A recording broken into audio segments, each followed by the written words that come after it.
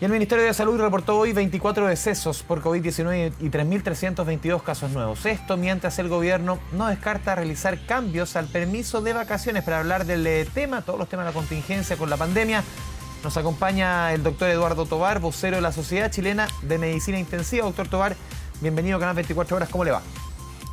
Hola, muy buenas tardes a ti, a todo el equipo ahí de Canal 24 y a todos los que nos están viendo en este momento. Muchas gracias, doctor. A ver, ¿qué le parece ayer la decisión que toma el gobierno? Porque se había conversado mucho respecto a hacer cambios en los permisos de vacaciones. La semana pasada creo que también habíamos conversado y también hace algunos días se había conversado sobre las posibles cuarentenas. No se tomó la determinación sobre las cuarentenas, por lo menos en la región metropolitana, tampoco el tema del permiso de vacaciones. ¿Cómo ve usted ese panorama?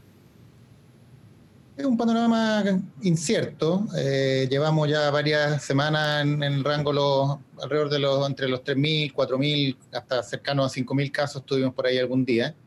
Hay varias regiones que siguen subiendo sus casos, lo que ha motivado ocupación elevada en las unidades críticas y derivación de pacientes fundamentalmente a la región metropolitana. Y efectivamente la región metropolitana ha logrado más bien mantenerse estable durante los últimos 10 días, aunque en una situación de riesgo, porque la tasa de ocupación de unidades críticas a nivel nacional supera el 90%, y evidentemente con un personal que está muy, muy estresado, muy sometido a sobretrabajo ya hace varios meses.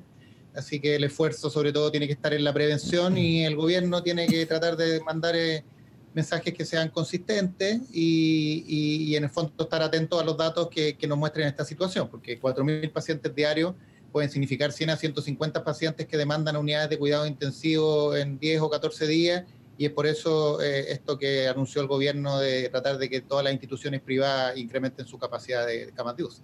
Sí, por lo menos a comienzo de semana se decía y la orden del gobierno era que se abrieran 400 camas, creo que eran dentro de la región metropolitana, para, al revés del primer brote, que salían enfermos de Santiago a regiones, esta vez doctores de regiones hacia Santiago el traslado, es al revés. Sí, hay muchas de las regiones que están subiendo los casos. Hoy día se mencionaba en particular el que está creciendo la cuarta región, la sexta, la séptima. Ya hemos visto lo que ha pasado en Los Lagos, en Antofagasta, en Punta Arenas, en muchas regiones, digamos.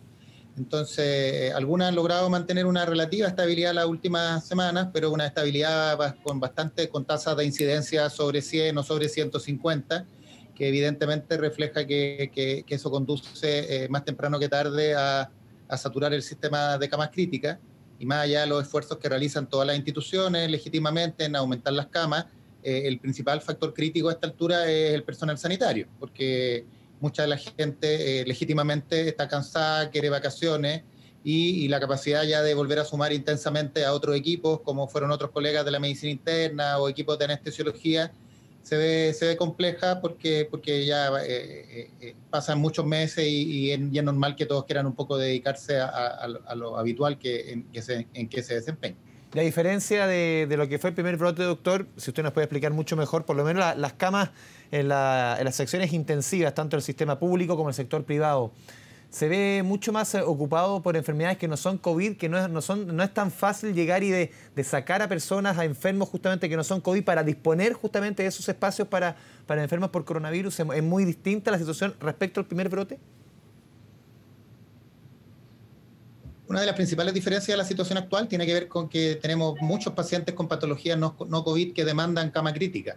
Muchos de esos tienen que ver con intervenciones o con enfermedades que quedaron submanejadas durante el periodo de la primera crisis pandémica, y eso se refleja y se conoce en la evolución de las pandemias alrededor del mundo, que después de 2, 3, 6 meses empiezan a haber una sobreconsulta de otras patologías que están esperando resolución. Pacientes descompensados de diabetes, patologías cardiovasculares, tumores que crecen, cánceres, etcétera, que requieren resolución y que ocupan camas críticas. Entonces, este segundo incremento significativo de casos a nivel nacional nos pilla con más de 1.000 pacientes no COVID en las unidades, y sobre los cuales se añaden los que ya llevamos cercanos a los más de 1.200 pacientes con patología COVID en cuidados intensivos, que, ojo, es prácticamente el doble de lo que teníamos hace casi 2 meses a nivel nacional. Entonces, hemos logrado subir lamentablemente muy significativamente los pacientes críticos, y eso significa tasa de ocupación a nivel global sobre el 90% y todos los traslados que usted ha mostrado por los medios. O sea, en el fondo lo que usted nos explica, doctor, es que el trabajo hoy día, o sea, disponer de esas camas es muy complejo. No se puede, no sé, en un mes, en 2 semanas, en 3 semanas ir abriendo esos espacios. Se necesitan y quizás la posibilidad de abrir, lo ha dicho el gobierno, son quizás el mismo número que se abrió durante el primer brote, no se podría mucho más. ¿Cuál es la capacidad máxima hoy día que usted cree que podría disponerse de camas a nivel nacional? O sea, el gobierno apuesta y a uno le gustaría que fuera así, digamos, que lográramos llegar a la capacidad de la primera ola, pero Ya. eso en realidad se ve muy complejo, sobre ¿Eso todo por cuánto el fue, factor doctor, humano. perdón? Más o menos cuánto en términos de número y en cuánto estamos ahora. 3.200 cupos y ¿Ya? actualmente estamos entre los 2.200, tratando de llegar a 2.400 camas de UCI. Ya. Sin embargo, el factor principal que limita el crecimiento en todos los centros es la elevada la tasa de licencias médicas y de problemas de salud mental que enfrenta el personal. Y poner a los pacientes en unidades de cuidados intensivos con personal no entrenado o que ya no vivió esto durante la primera crisis pandémica es complejo porque los resultados sanitarios, como tú entenderás, no solo depende de tener ventiladores, camas y insumos, sino fundamentalmente de los profesionales de la salud, los técnicos, los auxiliares, todo el personal que se desempeña en la unidad de cuidado intensivo. Más o menos. Así que el equilibrio entre Sí. crecer las camas y que de repente estos pacientes que es manejados por personal inexperto es siempre bastante acotado. Lo conversamos otras veces, doctor, pero siempre es bueno reiterar para las personas que están en su casa.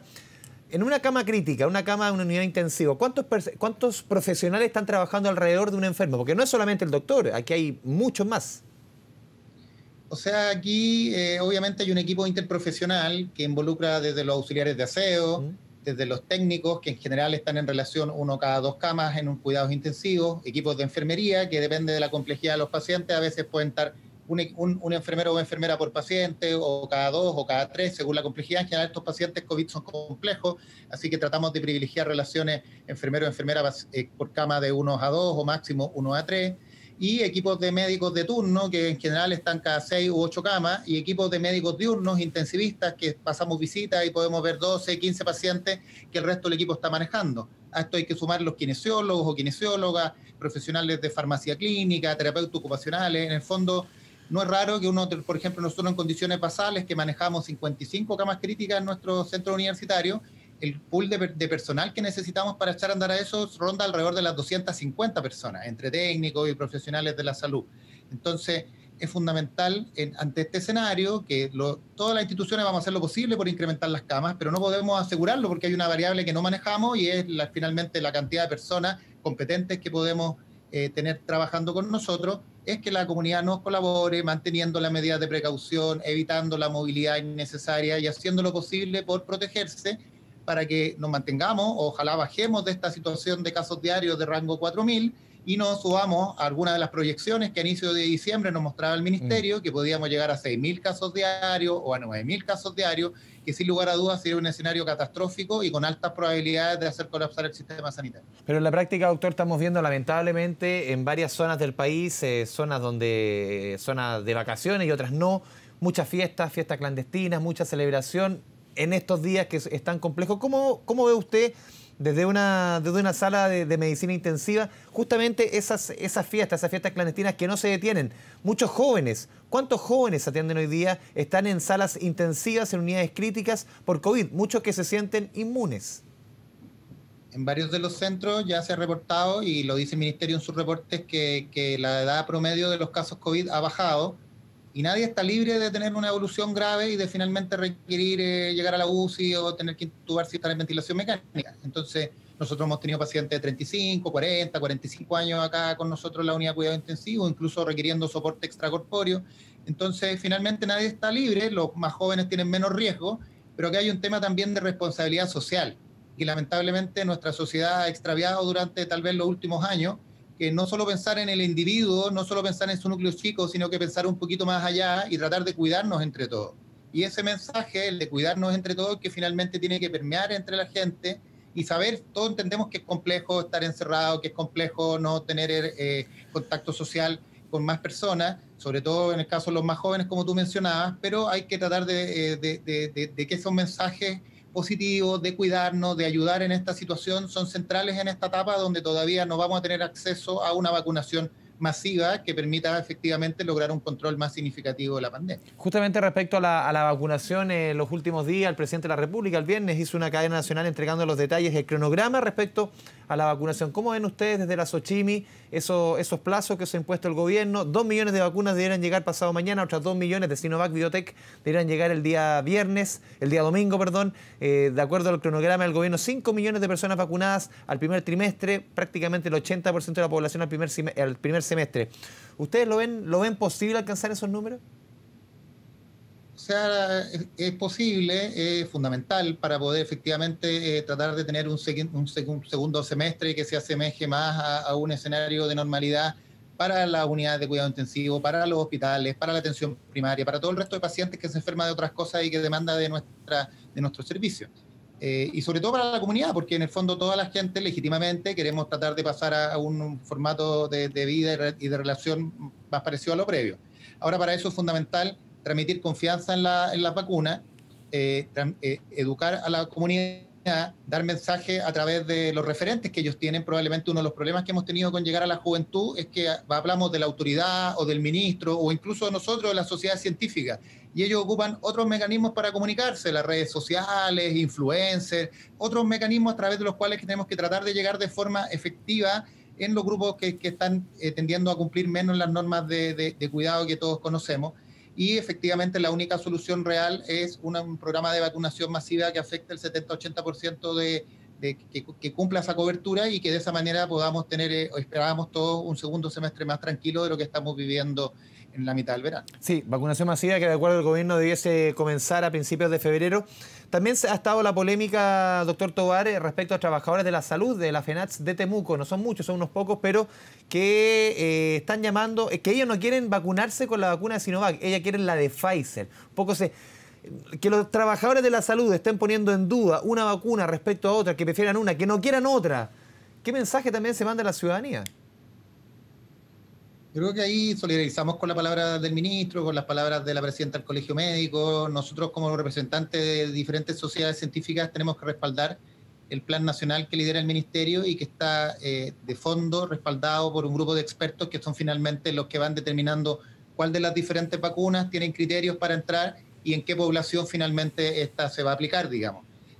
Así que yo creo que ahí todas las sociedades científicas tenemos que respaldar el Programa Nacional de Inmunización y efectivamente estar disponibles para vacunarnos con la que este programa determine que los diferentes profesionales de la salud, técnicos, finalmente, o adultos mayores o los distintos grupos de riesgo van a ir accediendo a esta. Entendemos que es complejo porque a veces la autoridad no conoce la sintonía fina de cuándo van a ir llegando los distintos embarques, y porque además cada una de estas vacunas tiene diferencias respecto de todos los aspectos logísticos de su distribución y cómo finalmente van a llegar a los distintos centros de atención primaria para la implementación.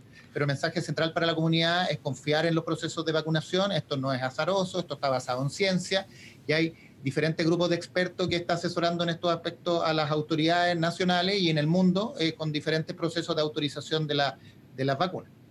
Doctor Tovar, le agradecemos este espacio con Canal 24 Horas. Muy buenas tardes. Muy buenas tardes y un abrazo a todos ustedes.